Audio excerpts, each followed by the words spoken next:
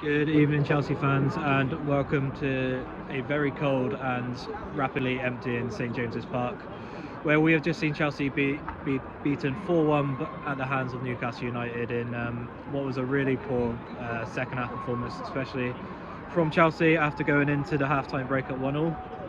I thought in the first half they looked dangerous on the break without causing Newcastle too many problems. Alexander Isak gave Newcastle the lead with a fine work goal after a really good pass from Newcastle youngster Lewis Miley, and then Raheem Sterling's moment of magic from a free kick just at the edge of the box made sure the game was level for Chelsea. But then went into the break. Mauricio Pochettino, who was watching from the stands today, went to speak to his players, and obviously the plan did not work. Newcastle came out in the second half a much better team and just looked like they wanted it so much more than Chelsea. But obviously helped with the home crowd behind them, who were in fine voice today at St James's Park, as you'd expect.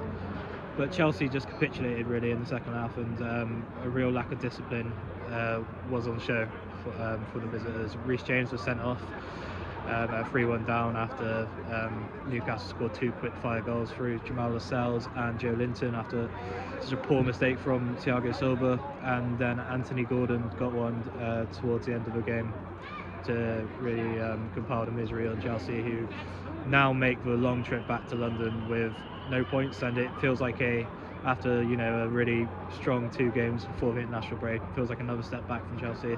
Hopefully that isn't the case and they can react to this very quickly. They've got more than 7 days to prepare now before they take on Brighton next weekend, and they'll be desperate to put this out of their minds as quickly as possible.